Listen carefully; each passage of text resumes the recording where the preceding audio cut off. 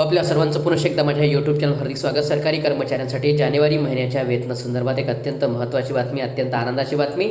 जानेवारी महिन्याच्या वेतनासंदर्भात एक अत्यंत महत्त्वाचा निर्णय शासनाने घेतलेला आहे आणि त्याच अनुषंगाने महाराष्ट्र शासनाचा एक अत्यंत महत्त्वाचा शासनादेश सुद्धा काल निर्गमित झालेला आहे। काय तो संपूर्ण शासनादेश आहे, कोणत्या कर्मचाऱ्यांना या शासनादेशाचा फायदा होणार आहे, या संदर्भातला संपूर्ण व्हिडिओ आहे। काय संपूर्ण व्हिडिओ आहे त्यासाठी विनंती एकच की व्हिडिओ हा शेवटपर्यंत पाहावा। तसंच याआधी जर आपण आमचं यूट्यूब चॅनल सबस्क्राईब केलं नसेल तर निश्चितच चॅनलला सबस्क्राईब करा, समोरील बेल आयकॉनला सुद्धा क्लिक करा, म्हणजे नवीन व्हिडिओचे नोटिफिकेशन आपणास नियमित मिळत राहतील।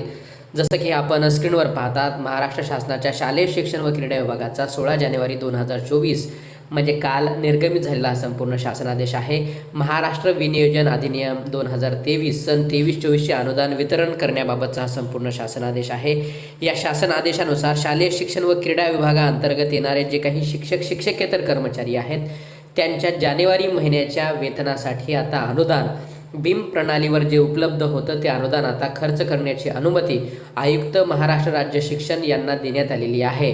त्यामुळे आता शासनाच्या वित्त विभागाकडे असलेलं अनुदान आता बीम्स प्रणालीवर उपलब्ध होतं ते आता आयुक्त महाराष्ट्र राज्य शिक्षण यांच्याकडे आता वळती करण्यात आलेला आहे। त्यामुळे राज्यातील शिक्षक आणि शिक्षकेतर कर्मचाऱ्यांच्या जानेवारी महिन्याच्या वेतनासाठी अनुदान उपलब्ध असल्याने जानेवारी महिन्याचं वेतन वेळेवर होण्याचा मार्ग निश्चितच या शासन आदेशामुळे मोकळा होणार आहे। रोज नवीन असेच महत्त्वपूर्ण निर्णय बातम्यांसाठी चॅनलला सबस्क्राईब करा।